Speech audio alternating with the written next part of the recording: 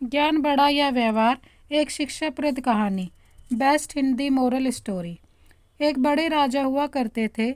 जितने वह पराक्रमी थे उतने ही समझदार भी थे। उन्होंने अपने दरबार में कई ज्ञानी लोगों को अच्छे ओहदे पोजीशंस दे रखे थे। वह सबका काफ़ी सम्मान करते थे, लेकिन इन सब में जिनका वह सबसे ज़्यादा सम्मान करते थे वह थे उनके राज्य के राजपुरोहित।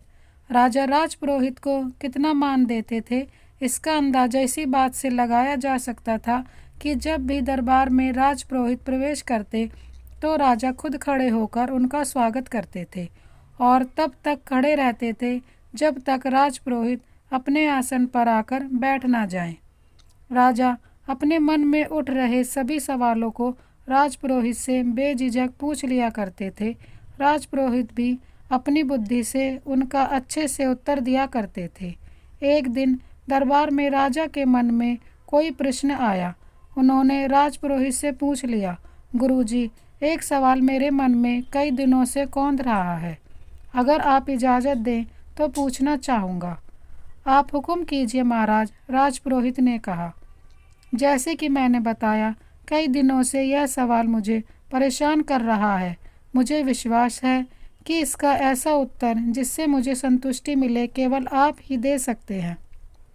सवाल ये है कि ज्ञान बड़ा होता है या व्यवहार? राजा ने पूछा। राजपुरोहित सोच में पड़ गए। यह सवाल सच में मुश्किल था। ऐसा नहीं है कि उन्हें इस सवाल का उत्तर नहीं मालूम था, लेकिन उसे कैसे राजा को सरल तरीके से समझाया जाए यह उनके समझ में नहीं आ रहा था। राजपुरोहित ने विनती कर राजा से कुछ दिनों की मोहलत मांग ली ताकि कोई ऐसा तरीका ढूंढ सके जिससे इस सवाल का उत्तर राजा को संतुष्ट कर पाए। दरबार खत्म हो गया। राजपुरोहित अपने घर वापस लौट गए। उस दिन से वो चिंता में रहने लगे। उन्हें समझ नहीं आ रहा था कि कैसे राजा के सवाल का उत्तर दिया जाए।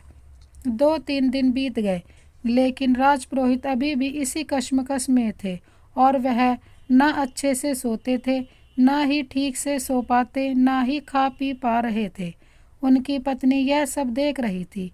सो पत्नी ने राजपुरोहित से उनकी परेशानी का कारण पूछा। राजपुरोहित ने समस्या अपनी पत्नी से कही। उनकी पूरी बात ध्यान से सुनने के बाद उनकी पत्नी ने उन्हें एक उपाय बताया और कहा कि अगर आप ऐसे करोगे तो राजा को आपका उत्तर भी समझ आएगा और संतुष्टि भी मिलेगी। राजपुरोहित अगले दिन राजमहल गए और कहीं ना जाकर वह सीधे ही राजा के खजाने के पास पहुँचे और खजाने से 2 मोती चुरा लिए। उनको ऐसा करते देख खजांची ने देख लिया। खजांची को अपनी आंखों पर विश्वास नहीं हुआ। उसने सोचा शायद उसको भ्रम हुआ है, क्योंकि राजा के इतने खास पुरोहित चोरी करे ऐसा कोई भी नहीं मान सकता था। उनके एक बार कहने से राजा उनको बेशुमार धन दौलत दे देता। अगले दिन राजपुरोहित फिर से खजाने से 2 मोती चुरा लाए। फिर से एक बार खजांची ने यह सब देखा। अब उन्हें लगा कि उन्होंने कल जो देखा था वह कोई भ्रम नहीं था। कोई दूसरा व्यक्ति होता तो तुरंत उसे पकड़कर सजा दे देते। यह तो राजा के खास राजपुरोहित थे और जितना खजांची राजपुरोहित को जानता था वह तो भले आदमी है। जरूर उन पर कोई मुसीबत आई होगी, इसलिए उन्हें ऐसा करना पड़ा होगा। यह सोचकर खजांची ने कोई भी प्रतिक्रिया नहीं दी। जब 2-3 दिनों तक फिर यही घटना दोहराई गई, तब खजांची ने अपना धर्म निभाते हुए इस चोरी की खबर राजा तक पहुंचा दी। राजा को पहले तो बिल्कुल भी विश्वास नहीं हुआ, लेकिन खजांची ने जब पूरी बात बताई कि कैसे राजपुरोहित 1 नहीं 2 नहीं लेकिन पिछले 1 हफ्ते से खजाने से मोतियों की चोरी कर रहे हैं, इस बात को खजांची ने इतना जोर देकर और कसम खाकर कहा कि राजा को भी अब उनकी बातों पर विश्वास हो गया। अगले दिन जब राजपुरोहित दरबार में आया, तब राजा ने ना ही उनका स्वागत किया, ना ही अपनी जगह से खड़े हुए। राजा ने राजपुरोहित से पूछा, क्या आप खजाने से मोतियों की चोरी कर रहे हैं? राजपुरोहित ने हाँ कहा और सारे मोती राजा के सामने रखते हुए कहा कि लीजिए यह सारे मोती जो मैंने चुराए हैं।